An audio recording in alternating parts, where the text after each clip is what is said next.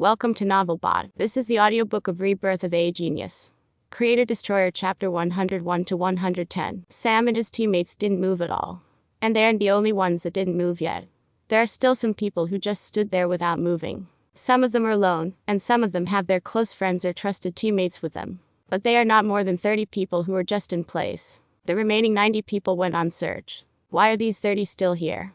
Well, for Sam's teammates it was because they controlled themselves on Sam's orders, but the remaining people, they also realized that this isn't that simple mission. If not for the fact that all the teammates are in a state of paranoia due to the incident with the food, they would have realized that the mission just won't end as soon as they caught the tokens. Because, the announcement clearly stated that the token holders by the end of the third day will be the ones that will decide the food allotment, and there is no guarantee that the person who caught the beast and obtained the token will be the final token holder. All the people standing here are going to take the easy way after the chaos broke out. But Sam has another reason. Right now, he is staring at the wall at the front door side. From outside, he could see that the wall is 2,000 meters high. Even though he wasn't able to clearly see the whole wall, he was sure that the wall is completely in his field of vision, albeit vaguely. But from inside, he could see the wall was only a few hundred meters tall. Initially, Sam didn't particularly take notice of it, but when the food was sent by the bird-type beasts, he noticed that the wall isn't that tall from inside. How is that possible? He doesn't know, and he isn't very adamant about knowing it. At this moment his main thought is, how did they send the 10 beasts inside? Even though they are a bit far from it, the main door is still in their field of vision, and they didn't see the door opening, and the beasts coming inside. That is the reason is a bit confused. This fact is not only noticed by him, but also by other people who are still standing. After more 2 hours, the whole area was completely searched by the 90 people, and they weren't able to find any beasts at all. This made them feel confused. Even the people who didn't move at first and thought of reaping the benefits without much effort are also confused. Every candidate started to become worked up. Some of them are even thinking if the announcement was a prank. But they knew that it was impossible to be a prank. So, they picked themselves up and started searching again.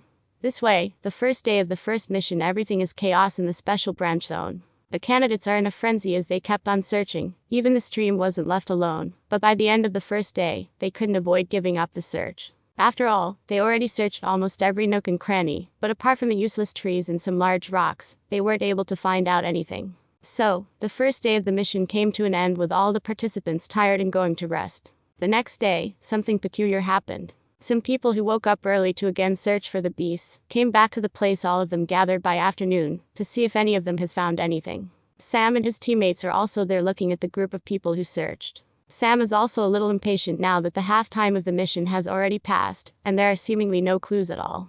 He also wanted to look around. Just as everyone was in deep thoughts, one of the people who went to search in mourning walked towards the nearest person and punched hard in the face. "You bastard. Why did you hit me?" The person who got hit immediately shouted. The other person didn't say anything and just ran away. The one who got punched immediately became even more furious and followed the other party. Just as everyone is feeling peculiar about this, same incident happened. A girl in the group hit the person beside her and ran away immediately without even saying anything. And soon, same incidents repeated again and again.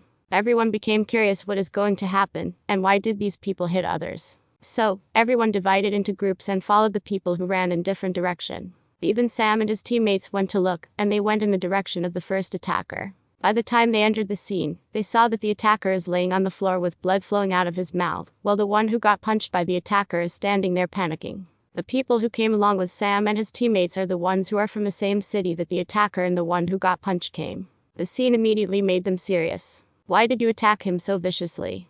The young man who seemed to be the leader of the team asked seriously. "And no, I die." Just as the guy was about to explain, another girl interrupted. "You don't have to kill him for this small conflict, right? You can save your explanation. We will report this incident to the count when we get back." "No, I didn't attack him. By the time I came here he is already like this." The guy who got punched in his face tried to explain himself.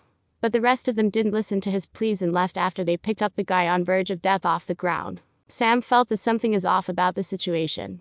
After all, even though they didn't follow the duo immediately, they still aren't that far off, and they didn't even hear any sounds of fight.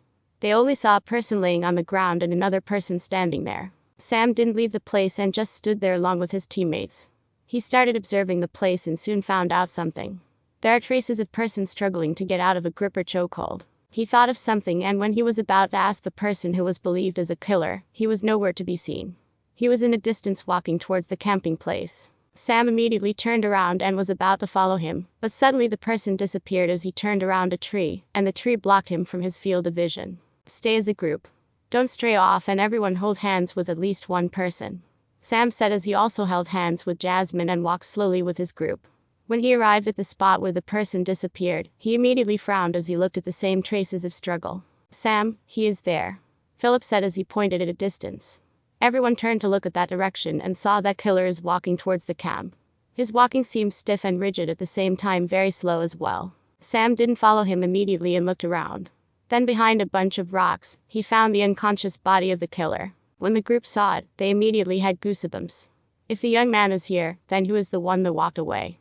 This is the only thought in their minds. Sam immediately examined the young man's body, and he found some scaly patterns on the torso. He stood up and seemed a little frustrated.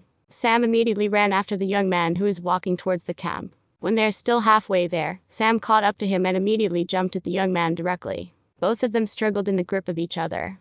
Sam activated elemental fusion. His hands, which were choking the young man, suddenly lit up with golden flames, and the young man immediately started struggling even harder. By this time, the rest of the teammates also caught up with him, and when they saw the struggle, they don't know if they should attack or not. Suddenly, they saw something that gave them chills. As the flames around Sam's arms intensified, the young man's body suddenly started making some cracking sounds, and in front of their astounding gazes, they saw him turning into a big scaly figure. Sam didn't leave his grip and instead tightened it around his neck.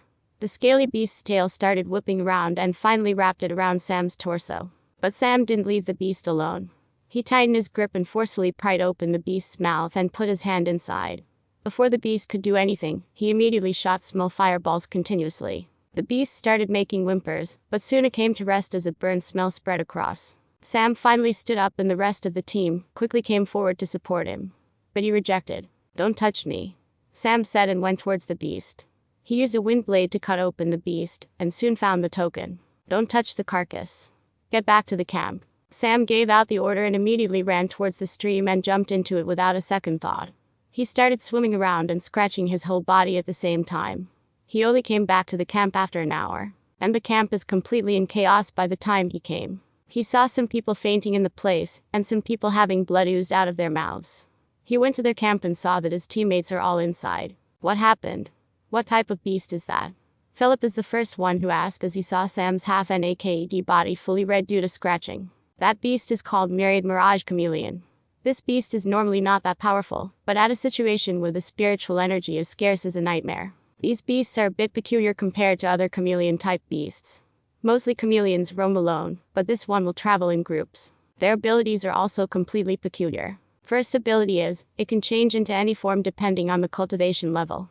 The beast I took down is in level 3, which is equivalent to a novice. Second ability is that it can immediately disappear and blend into surroundings. It takes a lot of effort to find it as they don't make any sounds at all. If we attack it from long range, they can sense it and dodge it. Even in short range, their defense is quite high, and if they aren't killed in a single punch, they will immediately disappear and blend into surroundings.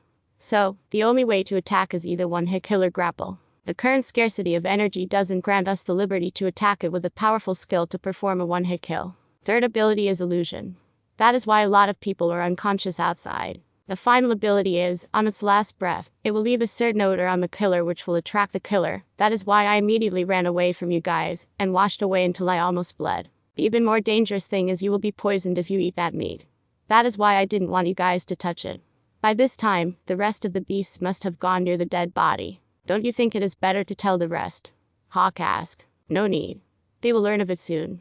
If I am not wrong, some of them must have realized that a beast is behind the peculiar incident, so they will take action," he said slowly. Sam instructed his teammates to sit inside, while he walked out to see the situation. What he saw wasn't that much different from his expectations. The Myriad Mirage Chameleons are a type of beasts with a great sense of camaraderie.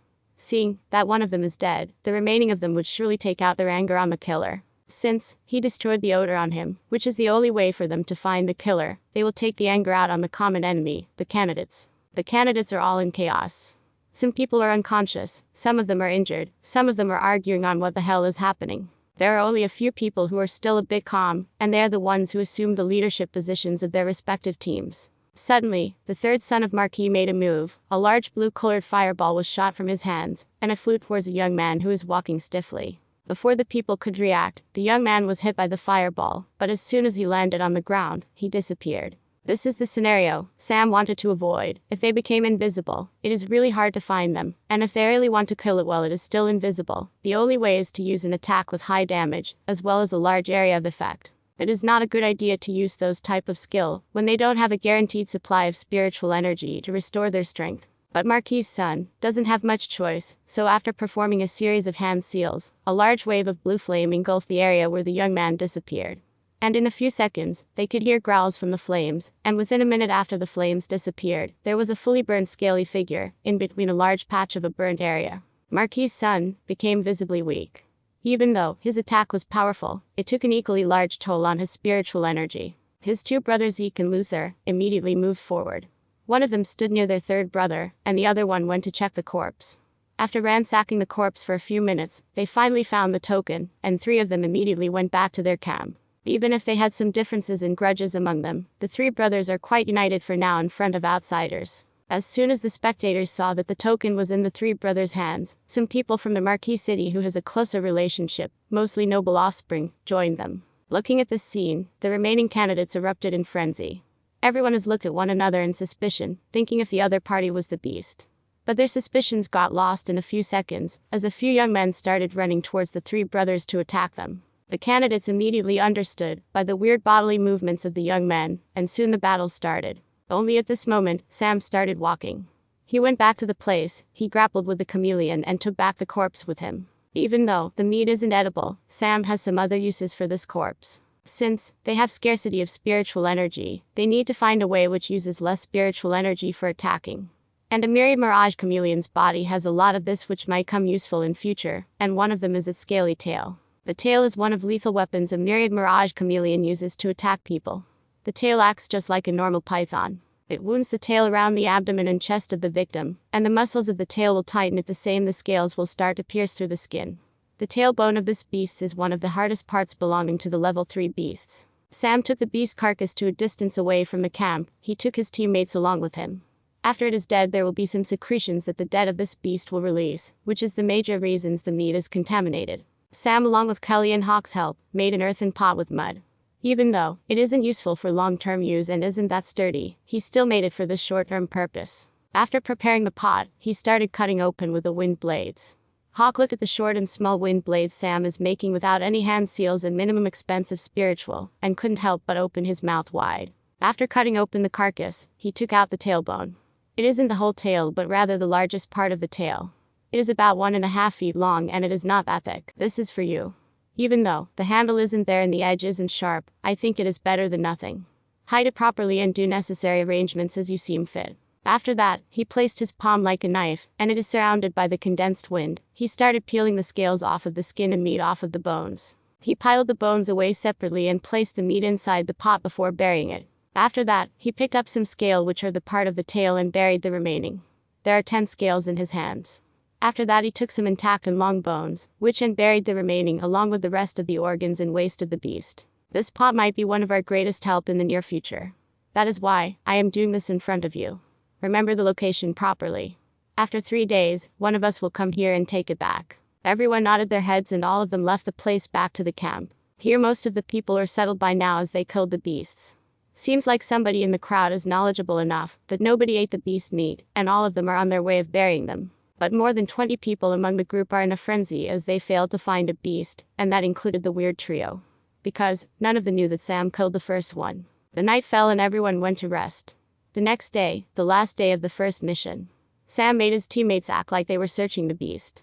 Because the last 20 people will go crazy if they find out about it. Even though the fight might be inevitable as it would be revealed sooner or later, if others exhausted, the fight might be on their side, and that is why he ordered everyone to make sure not to use the spiritual energy. While they were searching, Sam sneakily went back to his room and took out the scales and bones he buried at the corner. He took a scale in his hand to check the sharpness.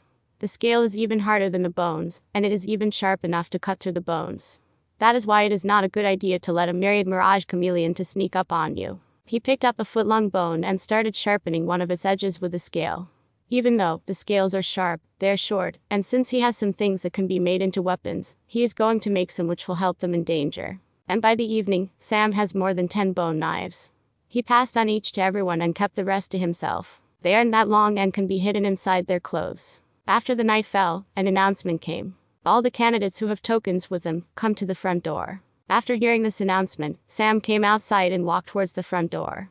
Even though some of them were surprised that Sam got hold of the last token, no one said anything, lest they were monitored and leave a bad impression on the person who is inspecting them. After arriving at the front door, the voice instructed again. Now walk towards the right side of the door, and you will find some slots for the tokens. Drop them inside. They did as they were told and small compartments opened, and there is a brush and a paper along with some ink in each compartment. Write the names of the people you chose. The voice instructed again, and when they wrote the names, they kept the papers inside the compartments and closed them. Soon, the names were called on by one in a loud voice. To their surprise, 2 of Weird Trio were also called along with Sam's team members. After everyone was gathered, 10 large compartments opened with food packets inside them. After taking it out, everyone was happy, but the 20 people who didn't get any food soon came towards them. They were even ready to attack. Looking at them, all of them started to eat. Only the Weird Trio waited for their partner, and 3 of them shared together. Since they're smart enough to conserve some of their energy, the food was sufficient for 3 of them. After having their meal, when they were about to thank Sam, he interrupted them. "Thank Hawk. I am not that kind. Even though our grudge might have been over, I wouldn't be so kind to give food to you." After that, everyone went back to their camps. The Weird Trio went back to their camp after thanking Hawk.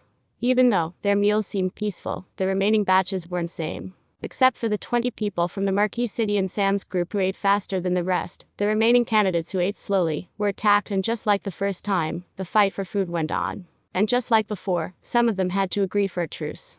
But this time, more than 10 people didn't have any food at all. They could barely sustain for another day or 2 if this goes on. Sam looked at them and shook his head as a thought flew past his mind. The first batch of candidates who decided to give up will emerge soon, and it is just the first mission that is completed. He was looking forward to the future missions, and also want to see how many of them will be getting past these 6 months, and continue with the special branch. The next day after the first mission was over, the first batch of the people who gave up, as well as people who were dead because they weren't able to hold up due to injuries caused by the chameleons. Now, there are only 102 people left inside the zone, and out of the 18 members, 6 of them are dead, and the remaining 12 people gave up. Sam is inside his room as he closed his eyes and laid down. He is contemplating on how to get past this stage with minimum effort. The first step for it is the pot filled with meat of chameleons, which he buried day before yesterday.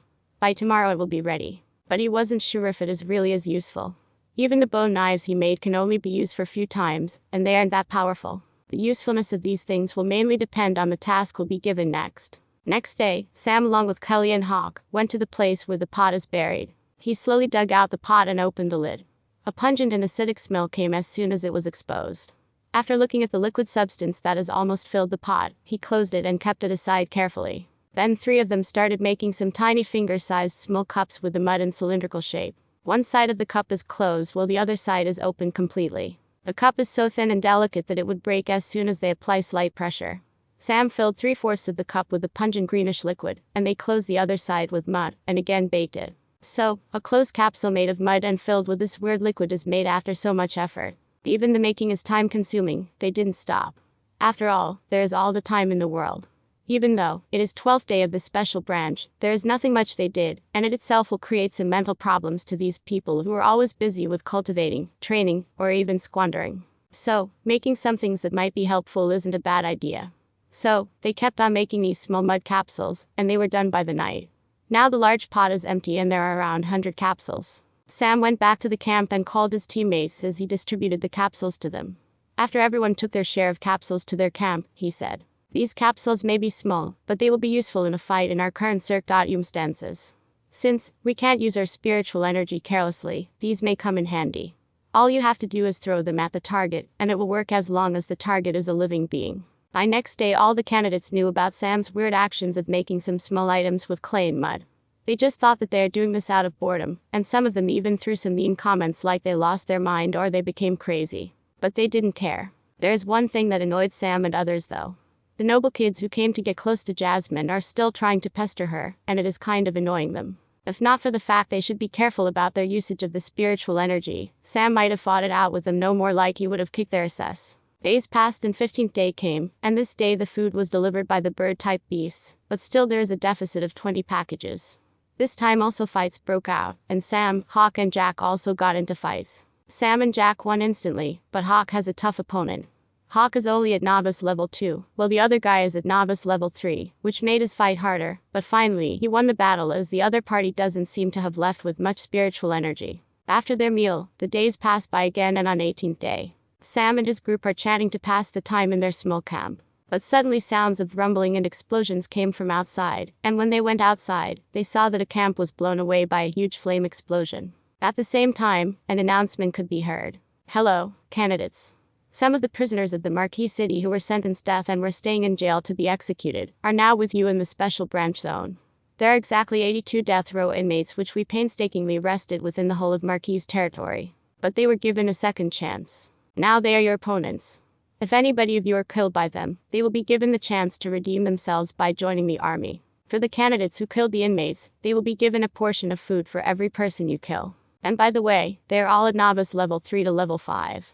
So, all the best. The voice sounded mischievous and playful, as if that person is watching a game play out. Every candidate felt frustrated.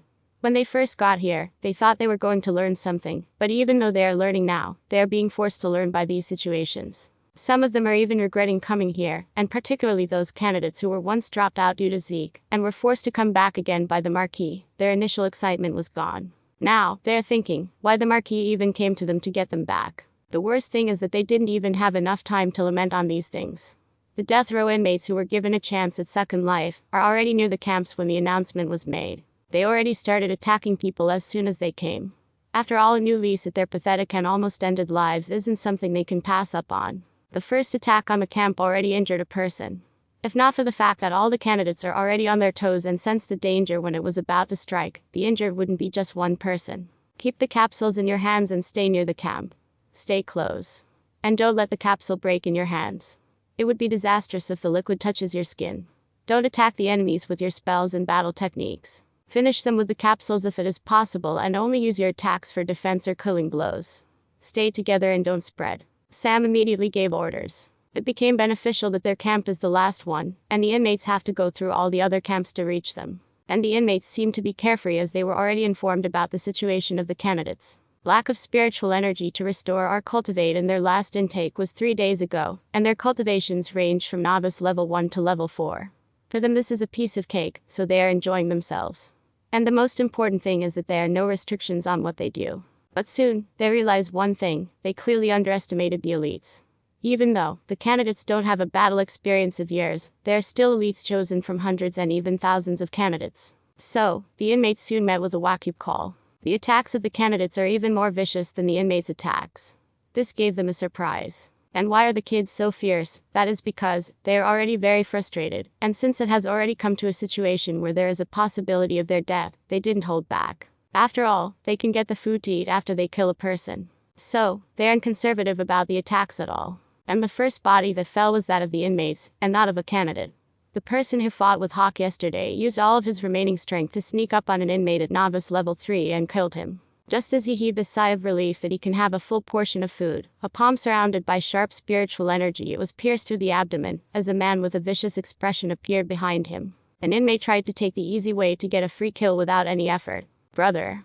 A young man who was not far away shouted in agony and attacked the inmate, and soon the inmate was dead. But the young man wasn't happy. He held his brother tightly and tried to stop his bleeding, as he tore his shirt open and tied the wound. Sam looked as the young man carried his wounded brother to the front door.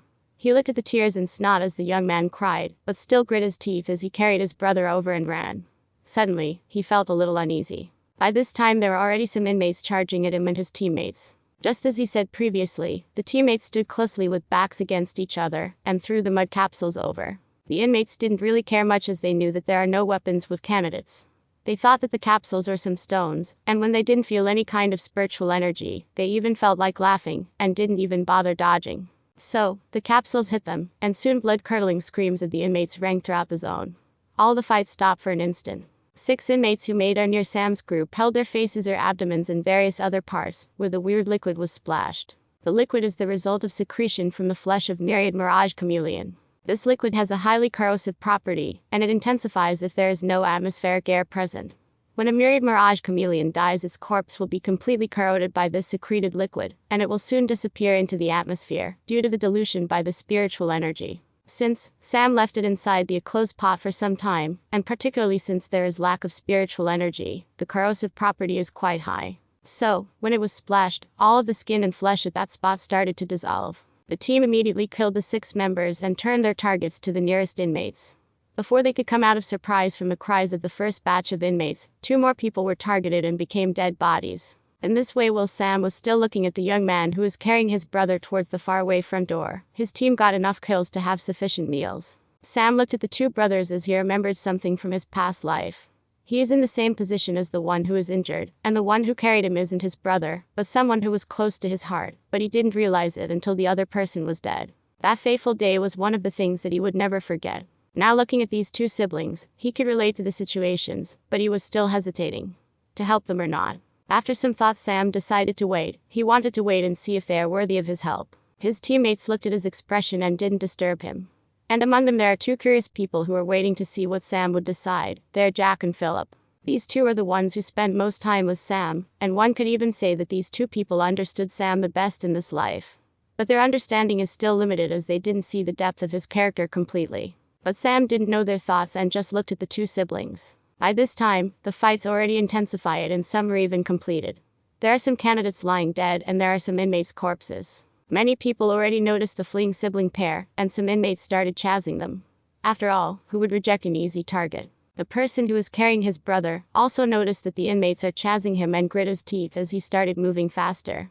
The lack of the energy didn't help, and the agony his brother is going through due to the wound is making him even more anxious. There are 3 inmates chasing after him.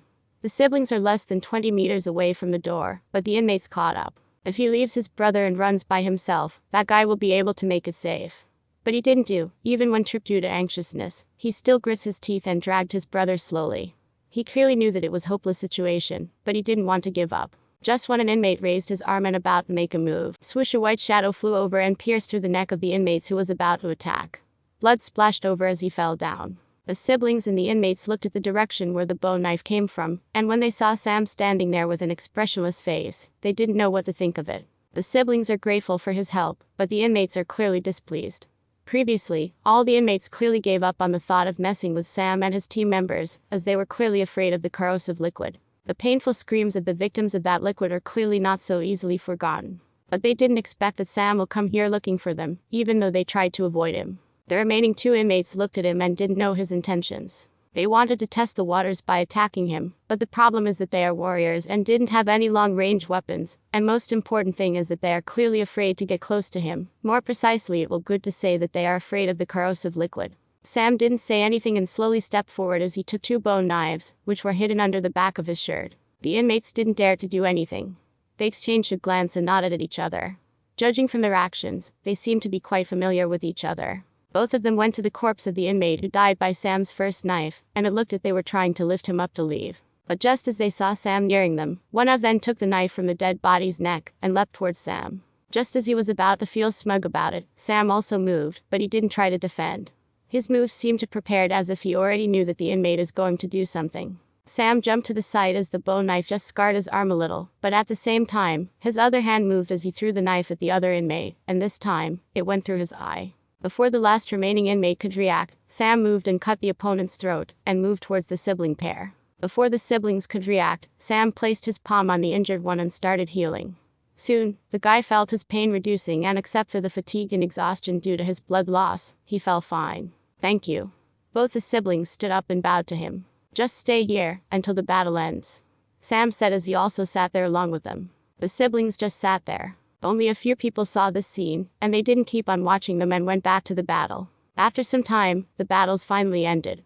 The surprising thing is that not a single inmate escaped. Everyone was dead. The inmates who came to get a new life all lost their lives. All they did was reduce the number of candidates. A total of 18 candidates died and more than 10 people were injured. If they don't get healed properly, even with the help of the spiritual energy, they won't be able to get past 2 days with the injuries. This time, the candidates were called one by one to get their portions of food, and Sam got 3 of them, and if he includes the 1 portion his team got for him by his team, he would be having 4 portions. And having multiple portions became a problem. Because, even though all the inmates are dead, not all of them were killed by the people who are still alive. In fact, out of 18 people who died, 10 of them are dead after they killed an inmate. After they exhausted their energy, they were sneaked up on by the inmates as they became easy targets. So, there are 12 candidates who didn't get any food because they didn't kill anyone. And Sam is the only one who got extra portions as he killed multiple inmates. So, now he is a juicy prey for more than 12 people. When he came to the camp, there are more than 20 people who are stood in front of him. 12 of them are obviously for the food, and the remaining are the ones who are injured or someone related to an injured person. They wanted to get him to heal. But Sam completely ignored them.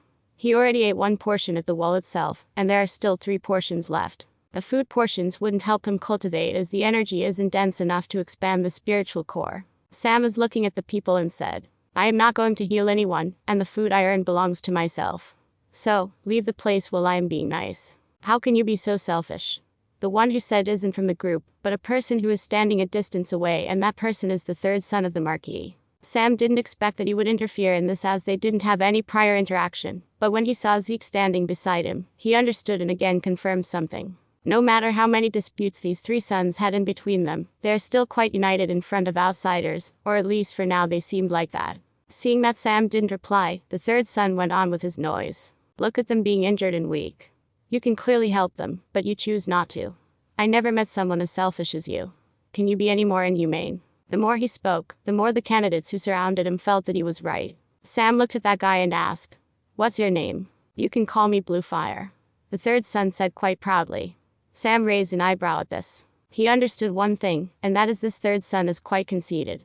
There is no chance that his parents named him like that, so he must have renamed himself after he awakened the blue flame attribute in his spiritual core. Since his father isn't dead, it would be not appropriate if he changed his name to Blue Flame, but still changing to Blue Fire doesn't make it any better. It is as if saying that I am the future Marquis, and all the people should remember this. After getting his reply, Sam didn't bother with him. He knew clearly what other party is trying to achieve. He wants to use the crowd to take revenge on behalf of his elder brother. Even they might not dare to kill him, he wanted to make him a target of all the candidates. But he underestimated one thing, that is Sam isn't just an ordinary person who is intimidated by a crowd. You should really share the food. Yeah, after all you can't fully eat them all, and it wouldn't be useful to you anyway. Some people from the crowd are already forming some opinions on him. Blue Fire was feeling smug about it. Even if Sam shared his food, there is no way it would be sufficient to all of them. Even if he did share it, he would be offending the rest of the people, and the grudge will be higher. It would be better if he didn't share it all. As for healing them, it is completely impossible. He would be emptied out of his spiritual energy and will put himself in a vulnerable position. So, he took a step back and placed the food portions on the ground. He took a bow knife and said, Anyone who is confident in getting a portion can get it. As long as you touch it, that is yours. But think about the price you must pay before you make a move. Everyone was stunned. Even the Blue Fire was surprised. Never did they expect that he would make a decision to take on a crowd in these conditions. They looked at each other, and just as they were about to make a move, Sam confirmed that they decided on making a move against him, and he didn't even let them attack him. He held his bow knife and immediately moved. He didn't hold back at all. He stabbed the person who was in the front on his right chest. The crowd stopped in their tracks, but before they could make out what happened, he took out the knife and threw it at a mage who stood in the back trying to attack. The knife pierced him in the lower abdomen. But Sam didn't stop there. He reached out to a closest guy and broke his arm, and when the people around him finally came out of their stupor and made a move at him, he concentrated his wind energy and swung his arm. Breeze style. Silent slash. Sam muttered inside his heart. A gentle breeze flew past the candidates, but they immediately stopped in their tracks, because as soon as the breeze flew past them, they could feel a sharp sensation on their throats. Subconsciously, they touched their throats and saw some blood.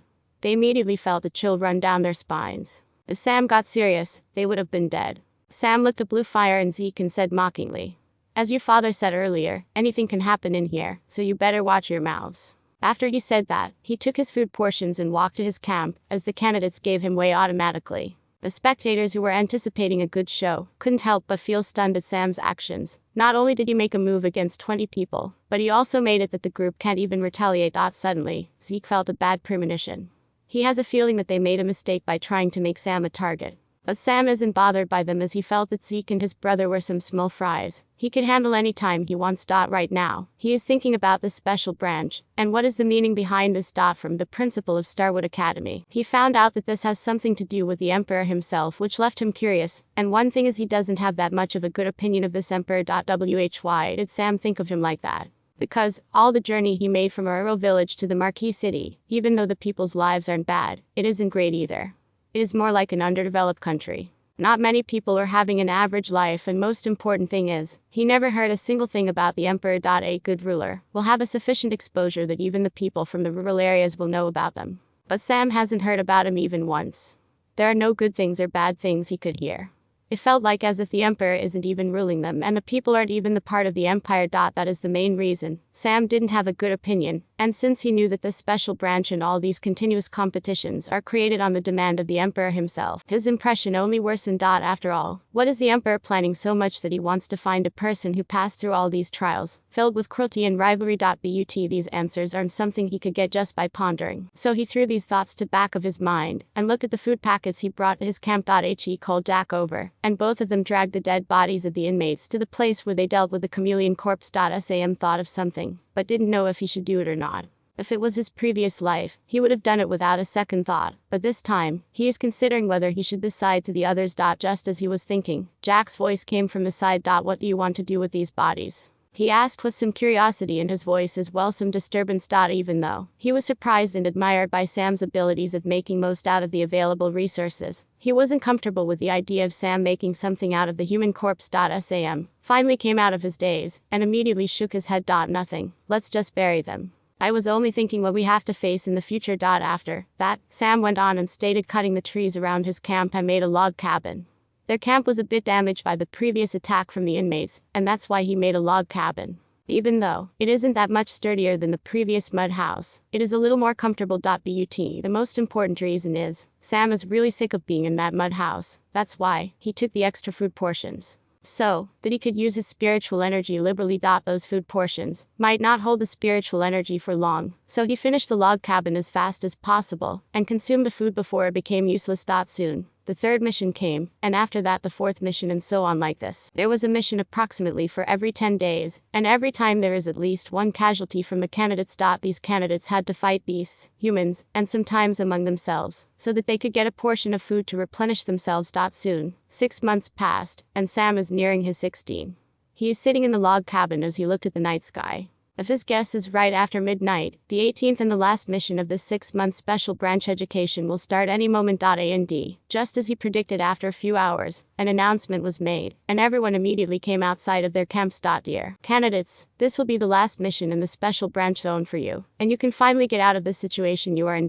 So I hope you will perform your best in this last mission. The voice paused briefly, and the remaining 50 candidates are looking at each other.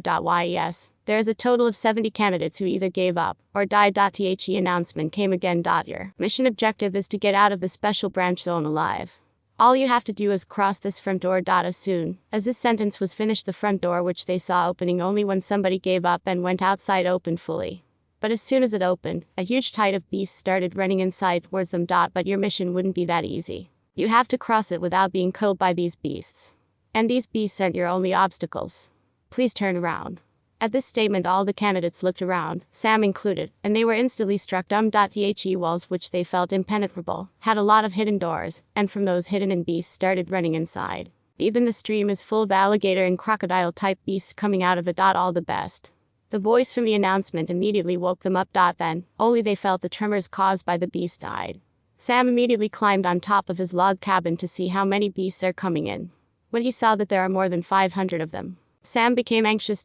He immediately told his teammates to get to a higher position, so they too soon climbed a tree. Even though, in a beast height of this range, climbing a tree wouldn't help that much, it is at least as little better than staying on the ground. While the beasts are nearing them with a moderate speed, Sam is looking at them as if he was searching for something. He really is searching for something. Because there are mainly two cases a beast height happens. One of them is that all the beasts are afraid of bigger predator or a natural disaster, and wants to move away from that place, and the other one, a strongest beast, is directing them to do so. Since a planned beast tide like this wouldn't happen for the first reason, so Sam is finding for the beasts which are in control of the tide. If he can subdue those beasts, the root of the problem will be solved. So, he started looking and he soon found 3 targets. One of them is an ape-type beast, which has white and golden fur. It stood at a corner at the back end of the tide, and is looking at all the beasts with some disdain. He immediately recognized the beast. It is Golden Fist Ape. This is one of the close combat type beasts that uses its fists as if it was a boxer, and the main thing is that this beast has no element and uses the neutral spiritual energy. He looked at the second target, which is in the stream. It is a blue-scaled alligator, which is a water-type beast. This beast is one of the predators in the water, and its scales are in a shiny blue color. The final target is near the front gate, and that is a scarlet lion, which is a red-colored lion-type beast. It is actually a fire element and also blood elemental. Just like the blood hyenas he faced before, this scarlet lion can also easily increase its spiritual energy by consuming the blood. Out of 3 beasts, Sam liked the golden fist ape, as it has the best bloodline origins of the 3. It is a descendant of a golden ape. Even though its bloodline isn't as superior as Yanwu or Sky, it is just a bit lower. That means, if we rate Yanwu's and Sky's bloodline as 10, which is the top of the scale, Golden Ape is one that has a bloodline at 8. And the Golden Fist Ape is the descendant of the bloodline, and the purer the bloodline is, the more the golden fur on the ape. And this ape has more than 50% of its fur in golden color, so Sam is quite happy, and decided to get this. But at this moment, Jack called him. What's the plan? Only at this moment did he realize that he completely forgot about the situation they are in. Sam thought for a moment and said, There are 3 bosses in the beast, and all of them seem to be in level 3, which is equal to the novice level. The beasts that are coming at you are at peak of level 2 to middle stage of level 3. The bosses might be from late stages of level 3. If we need to get past this unharmed, I have to say that it is almost impossible. Because I don't think this boss beasts are for show, and by the time we make it past these underlings, they will definitely make it past these underlings. They will make a move, and I don't think we would be able to make it past these underlings unscathed in our current situation. When Sam said these words, the teammates felt depressed. Because the number of beasts is 10 times the number of the participants, and all the candidates are not in their best shape. So, this task seemed almost impossible. As I see it, there is one way to get out of this situation, but the probability isn't that high. When Sam said this, they felt hopeful again. Even though the probability isn't high, they still want to give it a try. It is better than nothing after all. First, let us create a space where you will be less targeted. Sam then looked to Hawk and explained him something. So, after a few moments, both Sam and Hawk started cutting all the trees around them with wind blades. They moved fast and started making piles of wood around the group, while Jack and Philip arranged them according to what Sam said. Even though the beasts aren't moving at a high speed, maybe the arrangement of the examiners to let the candidates think of way out, they still didn't feel that they have enough time. So, by the time the beasts from both sides got closer to them, and within 20 meters distance, Sam's teammates surrounded a huge blazing fire. The candidates and beasts were startled, and the beasts that are now very near to them started to avoid the fire. From the fire, one could see that there is still a lot of wood kept as reserve. Now, there are only fire-type beasts which are actively moving towards the fire. But that is better than getting attacked by all the horde. So, Sam and his teammates stood in the square area, which is about 10 square meters surrounded by fire, as he thought of his next steps. Why did Sam make a fierce fire like that? That is, he is using the basic instincts of the beasts to his advantage. Any beast which isn't of a fire attribute is aversive to that, and since the beast bosses doesn't seem to be a higher level, and can control each and every beast to forcefully tackle the flame. If not for the fact Sam is confident in his speed to cut down the trees, he wouldn't think of the problem. Now, only the fire-type beasts, which aren't too many compared to whole horde of beasts, are the only ones attacking them by jumping through the fire, and they could deal with them. They are only left with about 20 capsules of the corrosive liquid. Since he doesn't have any of the meat of Myriad Mirage Chameleon, it is impossible to create it more. But still, they are in a better situation than others. The other teams didn't even have the opportunity to copy this, as the beasts already reached them. While everyone is fighting, Sam is looking at the Golden Fist Ape. Even though the Scarlet Lion is the one that is guarding the entrance which they have to cross, Sam's first target is still the ape.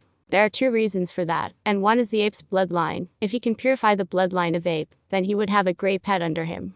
A tall ape butler wearing some modern-day formal cloths. Sam really liked the thought, and there is another reason which he really isn't sure of. So, now he is thinking of way to get near that ape. He has one idea, but he is thinking if there is any other way since it is a bit risky. After some thought, he wasn't able to find an alternative, so he decided. Sam leapt through the fire and came outside of the area, after instructing his teammates to maintain the fire as long as possible. He was already being attacked by some beasts. But Sam held 2 bone knives in his hands, and started moving in the direction of the ape. He just stabbed every beast that came towards him in its most sensitive parts. Like eyes, ears, heart. He made every move with utmost concentration and with minimum effort to be most efficient in his attacks. When he reached his desirable distance, with the level 3 beasts are of higher density, he halted his steps and looked for an elephant-type beast which is near him. For the first time, he activated his elemental powers. And soon a huge raging fire tornado swept the beasts away from him, and a huge open space appeared. Sam took out a small cloth bag from the back of his vest, and swallowed the food portion immediately. The last attack was one of his moves, which uses fire energy accompanied by wind, which increases the intensity of the fire. But it almost emptied him out, and these food portions are the ones he stored from the most recent food distribution. Even they don't have full restoration effect now, it is still better than nothing. After swallowing it, his energy was half full. He immediately started tackling the elephant. He used his physical, which is same as a level 3 beast, and threw the heavy elephant high up in the air. When his teammates saw this, they were quite confused, but the next moment everyone in the special zone and also those who are monitoring the situation were dumbfounded and dropped their jaws. Sam concentrated his wind elemental energy below his feet as he curled himself, and when before they can understand what he is doing, a huge blast of compressed air threw him upwards with a very high speed. When he reached the point collinear with the elephant, he uncurled and twisted his body in the air, and he tapped his feet on the elephant's body. Now, he is in horizontal position and his head faced the ape. With a smirk, again the huge explosion of air occurred as he was shot towards the ape at the same time. The elephant was also shot and turned into a horizontal projectile, crashing into the beasts on the ground. Sam was shot like a bullet towards the ape, which caught the latter completely off guard. But soon the ape quickly readied itself for the collision. Sam smirked at this and placed 2 bone knives in front of him at the last moment, without giving the beast a chance to prepare. Boom, the collision wasn't small, and both parties got injured. Sam immediately started healing himself. But at this moment he noticed something and couldn't help but leave a smirk. That is, the atmosphere has been filled with spiritual energy again, and this is good news for him as he can control the spiritual energy around him. So, he took out the last portion of the food he had and ate it without a care. He is quite confident now. The ape slowly stood as blood oozed out of it from many injuries. His ribs got broken, and chest got caved in. The most damage is done due to the 2 bone knives that are completely immersed themselves into his chest. Sam just waited at his spot. His guess was correct, as the ape is definitely in level 3 late stage. But still controlling hundreds of beasts, it might be because of its bloodline power. The ape looked at Sam with an angry look. But it has lost a lot of blood, and its injuries are light at all. If not for the fact that Sam's cultivation is lower than the ape, it would have died right there. When the ape looked at Sam, who is healing himself and getting his complexion back while joining his broken bones, it almost lost its will to fight. But Sam didn't give that a chance and immediately launched an attack. He didn't use his elements and rather used his raw strength to hit the ape, which is 7.5 feet tall. Sam himself is tall for his age, as he is already around 5 feet 9 inches. Even though it isn't that tall, he is still in his teens. When his small figure jumped and hit the ape in his head, it almost looked funny, but the beast didn't feel like that. Sam's hit made it feel stunned and dizzy at the same time, and it immediately fell on his knees. At this moment, Sam placed his hand on ape's chest and closed his eyes. He is looking at the ape's beast core with his observation ability. Because, if someone made a contract with a beast, their signature will be imprinted on not only the beast's soul, but also his core. But both of them are different. Because, the soul imprint will be the part of the contractor's soul, and the core imprint is essence of his spiritual energy. This is natural phenomenon which is made of beasts so that they can differentiate their master, even if someone skilled in soul arts managed to imitate the soul of the master, and the essence of the spiritual core of a person is almost impossible to imitate, and not many people don't even know about this. Sam only learned this because of the knowledge he gained from the Library of Divine Dimension. But when he found out that there wasn't any imprint, he became quite disappointed. Even though it would be easier to tame the ape, Sam has another idea. If this ape a tamed beast of any elder or even Marquis himself, he would be returning the favor to them if he forcefully took it away. But since it isn't there, then there is no point in dwelling over it. Sam woke the ape and spoke. I want you to be my pet. I will purify your bloodline, and I will open you a new door. You don't have to struck up in this city. But if you refuse my offer, then... Sam paused briefly and said, you can die. At this moment, his spiritual energy has surrounded the heart and the core of the ape. Just one thought from him and the beast would die. Sam also released his bloodline aura as he looked at the ape with cold look. The ape immediately nodded its head, and soon Sam made a normal contract. Even though the beast has a high-level bloodline, he still doesn't want to make the cultivation contract like he did with Sky and Yanwu. It isn't because of the bloodline level, but rather he doesn't want to waste the spot.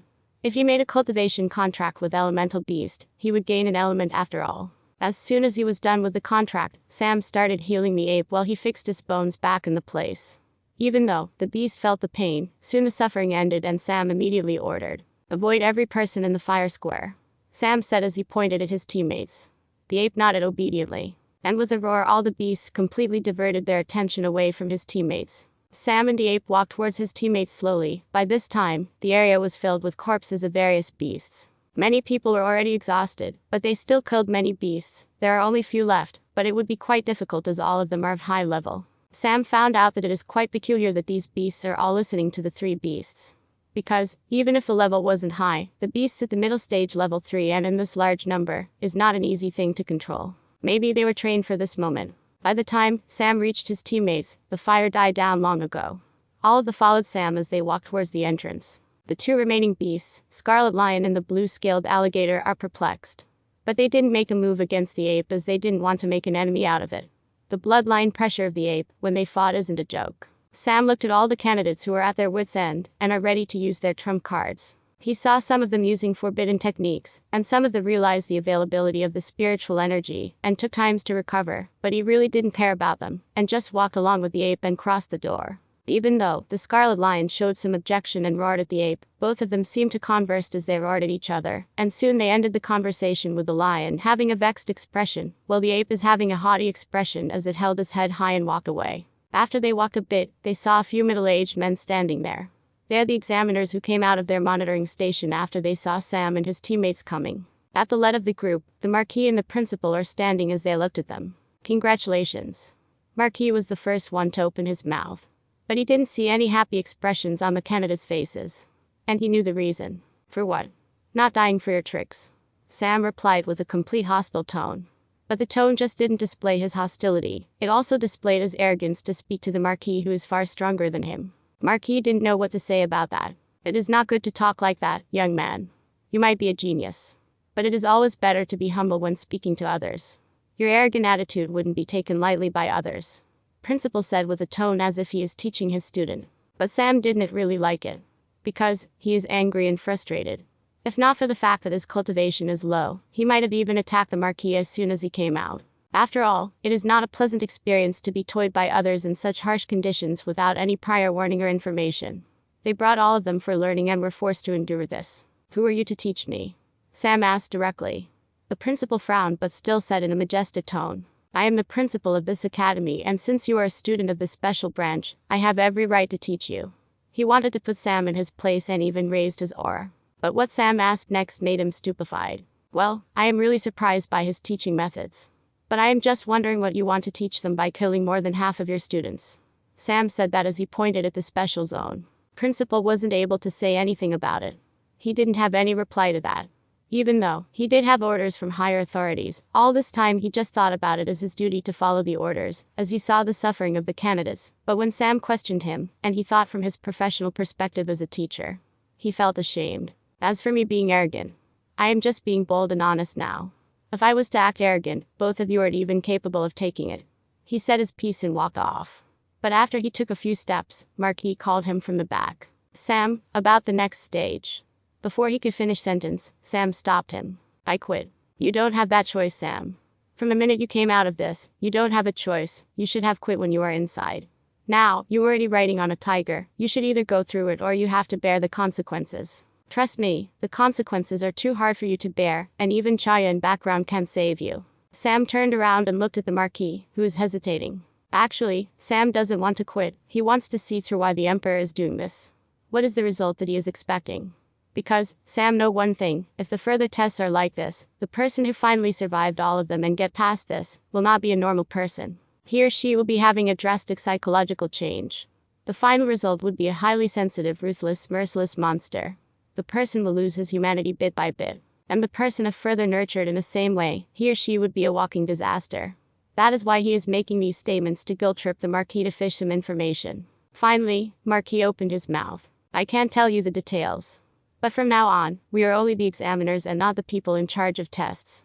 If you quit now, you will have to spend your youth on run, and that is if you don't get killed. Sam thought for a bit and agreed as he understood that he wouldn't get more info. Then the Marquis said. You have 2 days to relax and you have to gather at the Marquis Manor the 3rd day at dawn. Sam nodded and started walking along with his teammates. But Marquis called again. What? Sam asked as he looked a bit annoyed. Marquis slowly pointed at the ape. Sam gave a questioning look, and soon the answer came. Can you leave him here? Sam didn't answer but just looked at him. Marquis cleared his throat and said, I got all 3 of them when they are infants, and it took a lot of effort. They're being groomed as the guardian beasts of the city. So, can you leave him here please? Sam was a bit surprised when he heard this. Then his surprise turned into delight. He really felt sad when he found out that this beast is not a pet of anyone, as he wanted to make them feel loss. But now, he is even more happy. Because, if these beasts are really being groomed as the guardian beasts, then their status is same as the young masters of the Marquis house. That is the reason they are not tamed as pets. Because, they will remain as the guardian beasts of the city, as long as they are alive, irrespective of how many marquises are retired. So, if they became pets of the Marquis and get attached to that person, the next Marquis will have a hard time to get their acknowledgement. But raising them as guardian beasts in a way is grooming them as equals. They will be given all the resources to grow strong, and they will help them in battle and safety of the cities. That is why Marquis is not willing to let them go. But when he saw the evil smile on Sam's face, he clearly lost all hope. Oh. But now he is my pet. So, you have to trouble yourself to get a replacement for the guardian beast. Sam said with that evil smile, and then he looked at the remaining 2 beasts in the zone, where the remaining 30 or so students are battling, and said, "You might want to groom them properly. If not, someone might visit them at night and take them away. At least let them show some resistance. If they are too easy, the thief might even laugh at you." Marquis almost puked blood at his sarcasm. Now, he became really worried that Sam might steal them. At this moment, Marquis's personal attendant came running. All the people present were surprised at his FL's turd state. When the attendant saw that there are so many people, he whispered something to Marquis and the principal. Both of them exchanged looks only to see each other's surprised expression. Both the big shots turned to look at Sam and immediately walked forwards towards the academy entrance. Sam also felt that something big is happening and followed them along with his teammates in the ape. When they reached the entrance, the scene shocked everyone. Sam saw many familiar faces. They are all the lackeys of Zeke, which he didn't deal with yet. He gave the task to Watt to deal with them in 6 months, and this day happened to be the last day of the deadline. And what is in front of him is the result of the task. Watt is standing on top of the arch of the entrance, and the 16 lackeys are hung upside down to the arch. Their legs are tied up to a rope, and the other end of the rope is tied to the arch itself. All the lackeys are in a very bad shape. Their skin has been flayed at many spots, and the worst thing is that there are numbers carved on their backs. They have broken bones, stabs, and mostly deep and long cuts. These long cuts might have been the result of his cards throwing. Watt is standing straight with a proud expression. He folded his hands across his chest. His clothes are torn completely. His upper body is bare. His pants are torn at many places. He has many cuts on his body. Many injuries, burn marks, bruises. He doesn't look like he is in a good state. But his face quite contrary to his physical state. With that blood, cuts and bruises on his face, he still has an emotionless face, and those eyes are still sharp. When Watt saw Sam, he immediately jumped down. Marquis and the principal wore gloomy and dark impression. The guards who are supposed to be at the entrance are unconscious, and the guards who followed both of them are waiting for his orders. When Marquis made a gesture, the guards are about to make a move. At this moment, Rower, the ape, suddenly stepped forward and blocked all the guards with an angry expression. All the guards stopped in their tracks. Marquis looked at Sam with a confused expression. But the latter didn't care and walked towards Watt. He didn't say anything and started healing him without a single word. He fixed his wounds and bones, and after everything is done, he looked at Marquis and said, "My subordinate." Then he pointed at the 16 lackeys who were dripping blood to the ground and said, "At least tell your son to pick better ones. My one and only subordinate is enough to take on these snobs. It is even embarrassing for me to fight with your son." Then only Marquis carefully looked at Watt. He is only a level 2 novice, but he took down even the level 4 novices. He didn't know how the fights went, but he really was shocked at one thought. Even if Sam's subordinate is like this, then how fearsome would Sam be? Even though he saw Sam fighting in the special branch, he never saw him go all out. To be exact, no fight has forced him to exert his prowess like Watt until now. Suddenly, he felt pity for his son. At this moment, the remaining candidates, which are only around 20, came out and walked towards the entrance with exhausted faces. Among them, Zeke was also present, and when he saw his lackeys hung to arch at the entrance in their pathetic states, he felt his blood run cold. He looked at his father, and when he knew what happened, Sam and his group are already walking away. Zeke suddenly felt his knees go weak.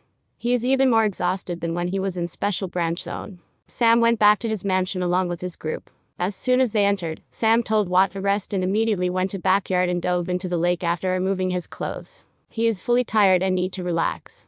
Even though there is stream in the Special Branch Zone, he enjoyed to swim in his own lake. After more than an hour-long relaxing bath in his backyard, he wore his pants and laid on the grass under the sun. Even though he suffered in the Special Branch Zone completely isolated from the atmosphere devoid of spiritual energy, Sam found one positive thing out of it, and that is, his body is thirsty of the spiritual energy, and the energy absorption rate became quite high. Although it is for a small time, it is still a bit beneficial, and anyone who is on verge of breakthrough will have an extra advantage of that person in this condition. Sam rested there in the same place, got ready, before he went to the nearby woods on his hoverboard. He found a patch where there are not so many trees, and after checking that there is no one around, he let out both Yanwu and Sky.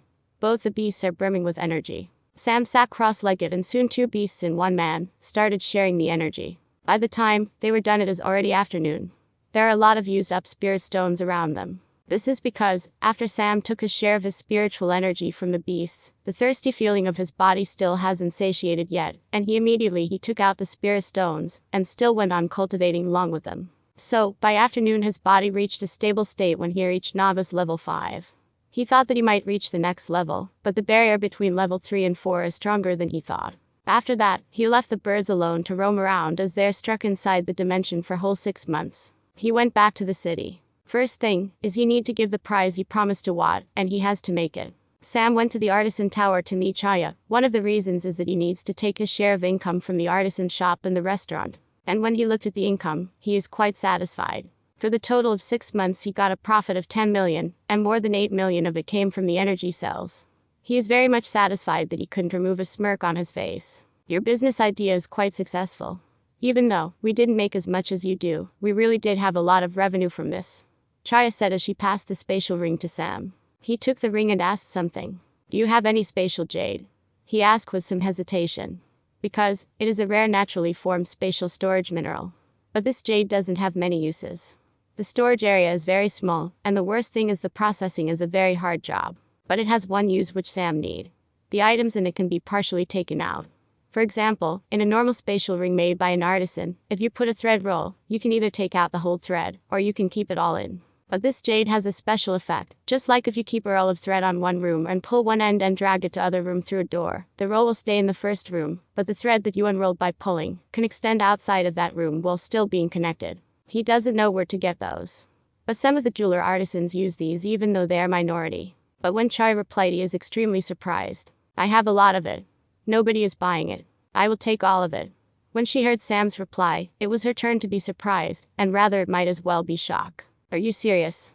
She asked with uncertainty. Yes. But it doesn't have much uses. The storage is also fixed, and it cannot contain the spiritual energy stagnantly. Even though the space is stable, it is connected to the outside world, unlike the spatial ring which is an independent space. When Sam heard her saying all these things, he didn't know what to think of it. When she saw his look, she restrained her lecture and said, "It doesn't have any use. It has for me." Okay, then. She called an attendant and instructed something, and after a while the attendant brought a spatial ring. Sam transferred the items to his ring and then transferred the spirit stones back and gave it back. Okay, I have work to do. See you later. Sam bid his farewell and went back to his mansion, and immediately entered the divine dimension as soon as he reached his room. After entering the second floor, he took out the remaining cubes of the silver meteorite sand, and a roll of level 4 heaven spirit silk with metal attribute, which he got from a recently advanced heaven spirit silk mold. After making a fabric of the silver meteorite sand and tailoring something, he went to work with the spatial jade. The spatial jade is in a transparent white color. Just like previously mentioned that the processing of the spatial jade is a horrendous task, the main reason is that there is actually a small intricate node to this material, and this core is responsible for creating the space. If one wants to work with this, they have to find the node and also process the material to the point until the parts which are under the influence of the node are remained. Because any part that is away from the influence of the node are useless and just some pretty decoration, and the processors use this part as decoration to the spatial object made by it. There is a small boulder on the table in front of Sam, and he placed his hand on it. He started observing and soon found out the node. But he didn't mark it or remove his hand. All he did is increase his concentration a little, and soon the boulder turned into powder. He started searching in that pile of powder, and soon, he took out circular solid bracelet. He took out another boulder and soon another bracelet was made. And there is final product he needs to make, and the prize he promised will be ready. Other than that, Sam has another thing he needs to do, and that is working on his claws. Even though he has 2 meteorite sands, he wants to find the best possible materials to make this weapon. Since he didn't know what he has to face in the next tests, he decided to make his claws. But they won't be fully completed, leaving him room for improvement when he found suitable materials in the future. And just like that, Sam stayed in the tower all the time he had, and only came out the night before their meeting for the next phase of this special branch. But before that, he has to give Watt his prize. So, that night both of them met in the backyard. I gave you a task and you did it. So, now I am giving you your promised prize. After that, Sam took out a silver-colored overcoat which is exactly of his size, but all they don't have is the feathers that Sam had. But when Watt saw the coat, he was fully excited. He touched it and felt that the thread is hard and soft at the same time. There's a symbol of W with sharp corners embroidered on it. When Watt touched it, he was confused as he didn't understand what it is. Even though you are my subordinate, you need to have your own identity that the whole world acknowledges, and this is symbol of your identity. Just like this is mine. At the last sentence he pointed at the double S symbol on his coat. Watt smiled and immediately wore the coat, then only he noticed that cuffs of the coat are hard. When he looked at it, the transparent circular solid white jade was attached inwardly on both cuffs. They are precisely the spatial jade bracelet Sam made previously. I will explain that to you later. Take these. Sam said and passed over 10 similar jade rings to Watt. When they don't fit you anymore, I will make you new ones. Sam said and took out a final present, and those are the cards. But he didn't take a lot of them. I am giving you 3 types of cards. This is the first type. He paused and handed him a normal card he made with some normal metal which he gave him previously. This is second type. This also is made of normal metal, but it has his W symbol on one side. If you want to kill a person and that is the only thing you are expecting, then use the first one. The second one is if you have any other expectations, like setting an example, or that it is necessary to make his name known, use the second one. As for the final set, this is going to be your trump card and you couldn't throw them away, so I made a special arrangement for that.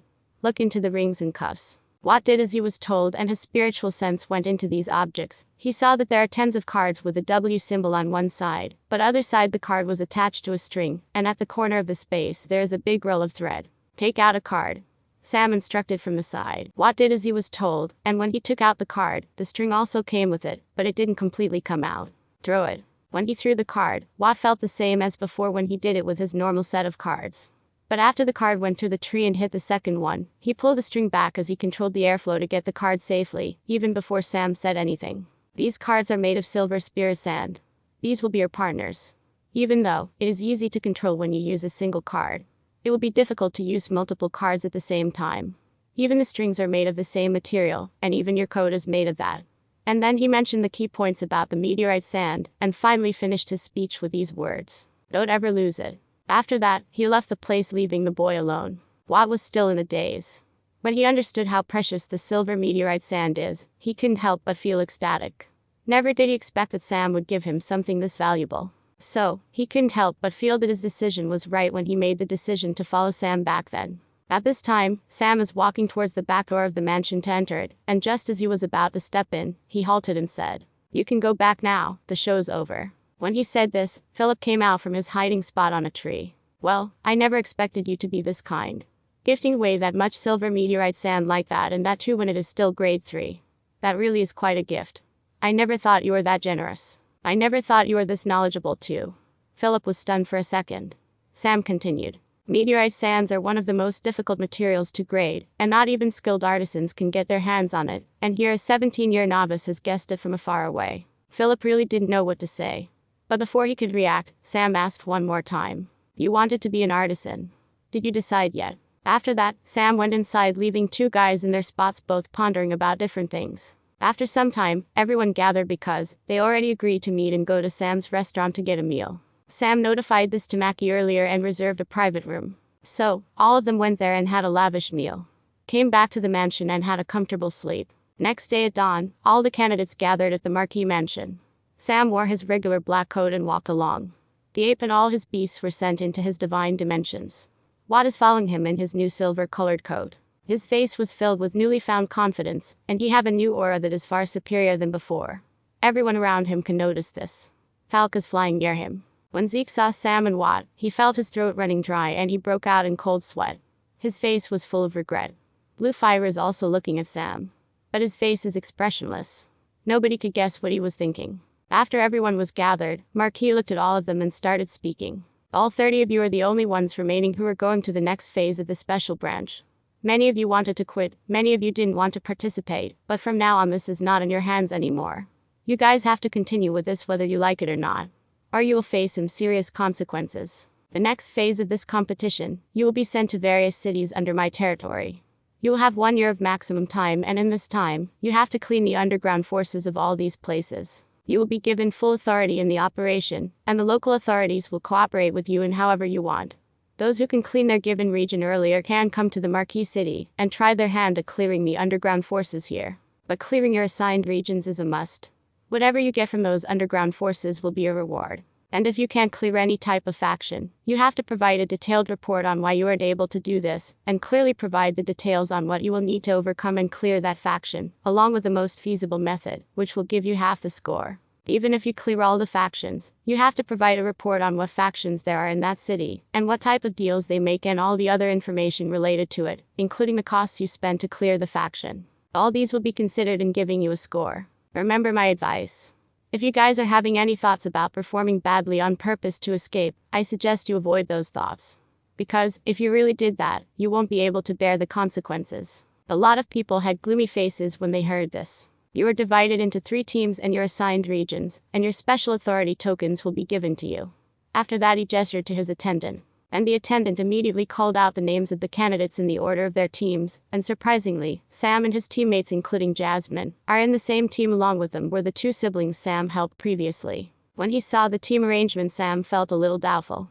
He felt like the Marquis deliberately made the arrangements like this, but he didn't care too much about it. After the teams got divided, another attendant passed a scroll to each team, and inside that scroll, there are the list of the count cities under the Marquis territory, and which is in charge of it.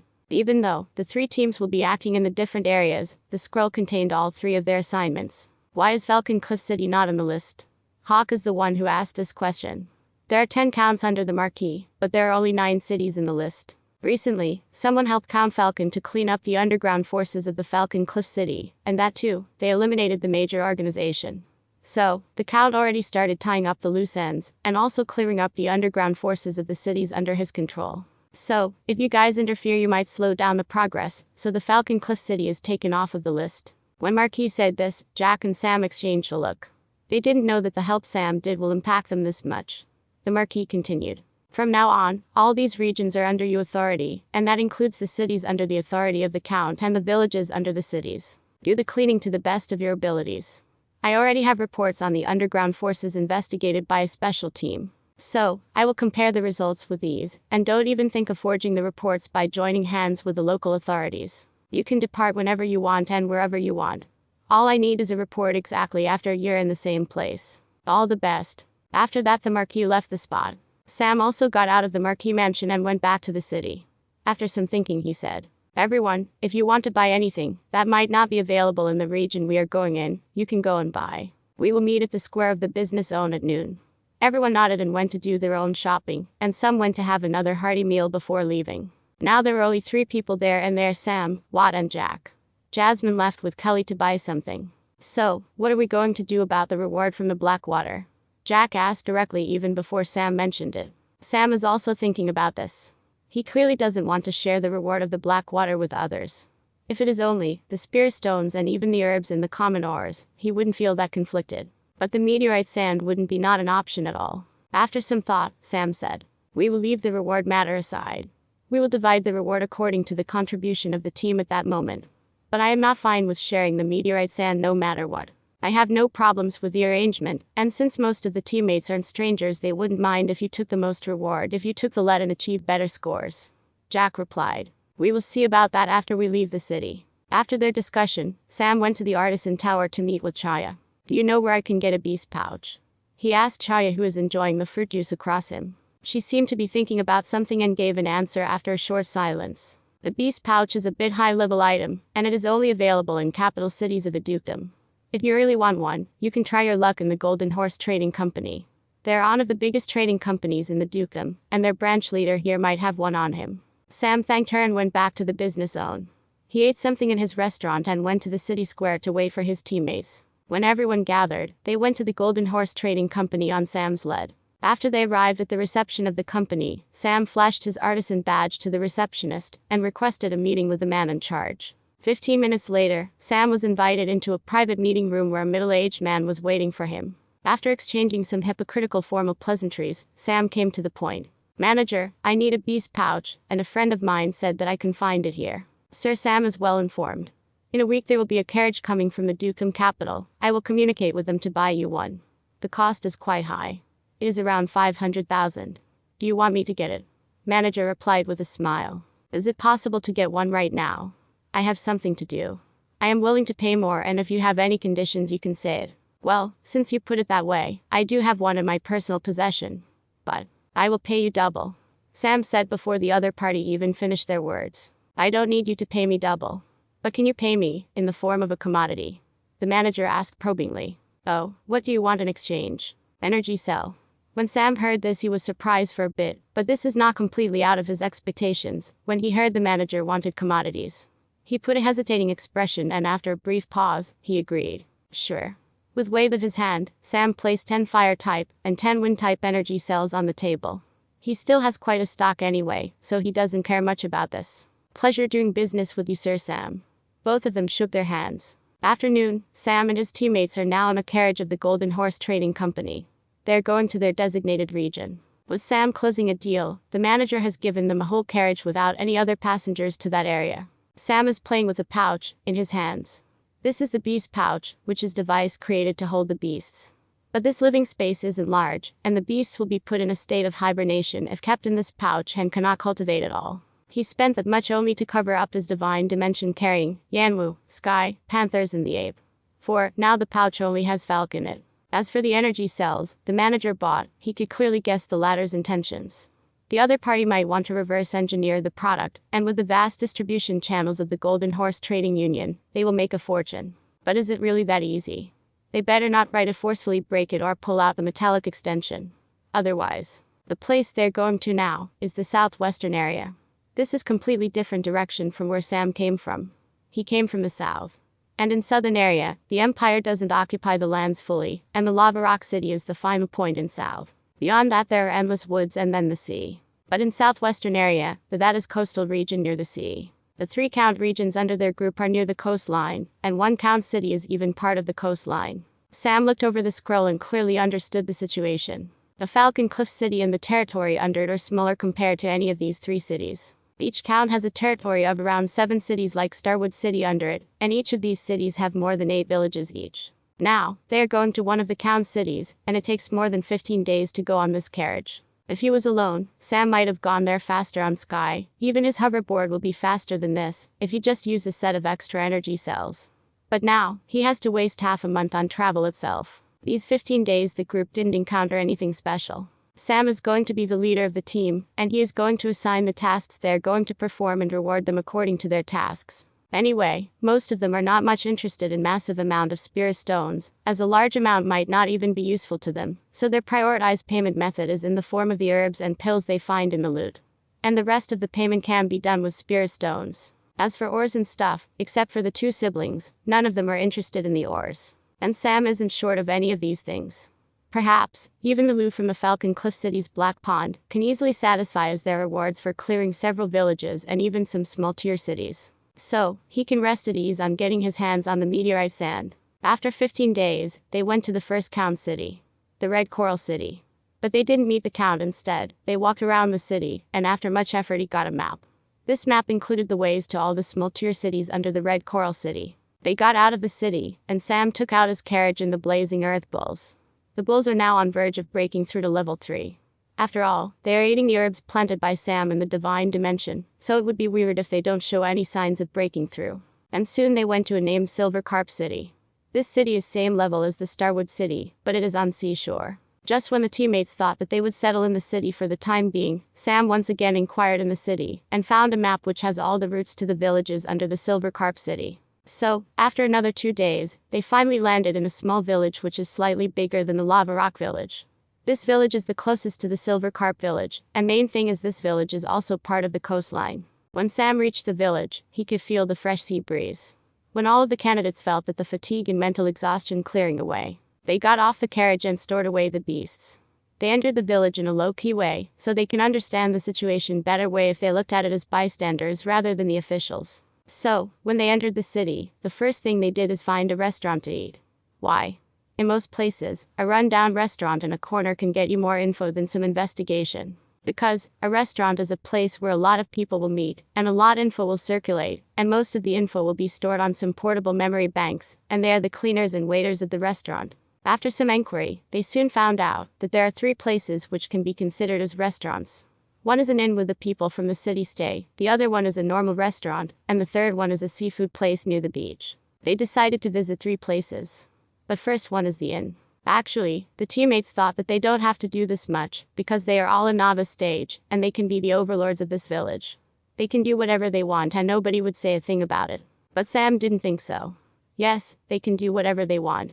Those underground bosses might not be able to retaliate, but they sure as hell can hide until they leave. After all, for Sam and his team, this is just a small mission, but for those goons, their lives are at stake. One can guess who will be more patient. So, Sam decided to take a more subtle approach regarding this. At least until he got all the info he wants. As for if there is no underground activity in the village, that is an impossible case. Even if there are 10 people struck in a place and 2 people are ones with superior strength, at least one of them would make others cater to his needs if not 2 of them. After visiting the inn and having a casual meal, Sam discreetly passed a spirit stone to a waiter and whispered something in a low voice. In a village, a spirit stone is a very valuable asset, and soon, they got all the info needed. By evening they visited all 3 places and came to a conclusion: there is only one gang with more than 50 members. And in one night, they wrapped the gang simply and went to visit the village head. Sam wrote something on a piece of paper and used the seal given by the Marquis to make stamp.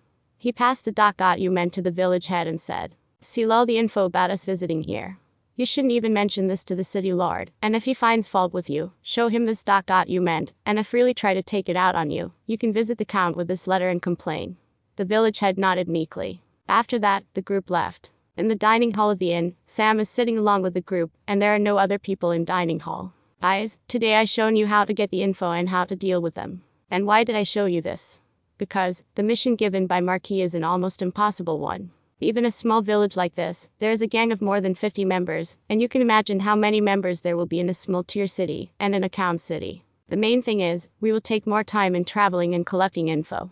As you can see, we have used up around 20 days to come here, and a day is needed to get all the info on a small gang. So, think about how much time it will take to be done with all the villages and cities if we proceed like this. Sam spoke up to this point and paused. He is letting them contemplate. After that brief pause, he continued. To overcome this, I have a solution. We will divide here and proceed to perform different operations. Me, Jack and Jasmine will be one team, and we will travel to the count cities to deal with them, and the remaining 7 people will be traveling to the villages and clear the forces. Even though we are only 3 people, we can manage on our own. As you have seen today, it will only take a single day to clear a village, and if you can distribute the work you can do it in half a day. In fact, you can even perform solo in village. After all, the most you can encounter is a level 1 novice. I will leave my carriage and the bulls with you to travel. After you are done with villages, you will be dealing with small tier cities, and as for the intel of that city, Sam paused and took out the small beast pouch he bought and passed it to Watt. Watt will be in charge of the intel on the small tier cities, and you can deal with forces yourselves. And I want it to be done within 6 months 10 days. We will deal with the count cities together if we are not done with them by then. After that we will leave to the Blue Fire City from there. He looked at Watt and said, "You know how to use them, right? I left 5 of them. Just like I did in Falcon Cliff City." Watt immediately understood what he meant and kept the beast pouch carefully. Nobody understood what Sam meant, except for Jack. He is a bit surprised that Sam gave away 5 of them. Sam thought for a bit and said, "I will be honest with you. I am starting to think that you guys are being too reliant on me. Even though, if you are offended a bit, prove it to me otherwise with your actions. You can meet me at the Cougar City after you finish the tasks." Philip came to him and whispered, "Do you want me to accompany you guys? You are short on manpower." "No need, I think it is better if you are with them. I don't want any unexpected things to happen, and you are the only one with enough wit to handle it. As for the count cities, it is more complicated, and I am not afraid to tell you the truth. It is not the first time for me to deal with one of them.